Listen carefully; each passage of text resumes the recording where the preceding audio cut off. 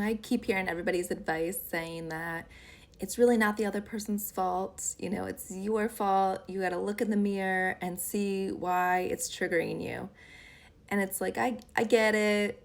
I understood what they were saying, but I am definitely one that has to feel the burn for myself or feel that lesson for myself for it to fully make sense to me. And so I had asked my husband, I was going to go to yoga, and I said, "Can you help finish making dinner?" And I specifically told him how I wanted the asparagus cooked. This is so silly. Warning. It's like the dumbest argument. But I don't like my asparagus overly cooked. I just wanted like that crunch to it. And so I told him how I wanted it made, and I left for yoga, and I came back home, and the asparagus was mush. I mean, it was just like you couldn't even lift it up. It was just like falling apart. And here he had put a lid on it and like steamed it, and it just like overly cooked. And I got so upset. I like yelled at him in front of my kids, which I actually have not done in like a really long time. But I slowed down enough to be able to pay attention to the words that I said, and it was after the fact. But I said to him, like, you don't care about me. Like, you don't even care that I asked you, to cook them a certain way. And it took me time afterwards to really sit and process the words that came out of my mouth.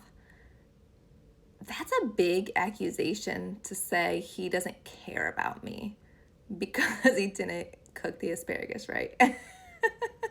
So when you hear people tell you that you're being triggered for a certain reason, that you got to look at yourself in the mirror, you got to see what you're doing, why you're being triggered, it's so true. And I have been slowing down enough to be able to reflect on things that I've been doing or things that I get irritated about to find out why.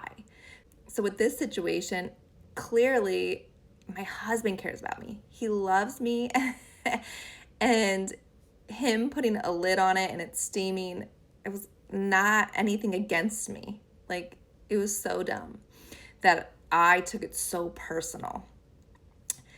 And so I am grateful, but I share this story because I want you to slow down and take time to think about why you got so upset. What did the person specifically say that triggered you? And ask yourself, like, why? Why was that so upsetting? And kind of dig deeper, because we have these core traumas that are stored in our bodies. And until we do acknowledge them, it's going to keep resurfacing. And it could be a dumb argument like making dinner, or it could be something bigger, but it's going to keep piling up. These arguments are going to keep stacking on top of each other.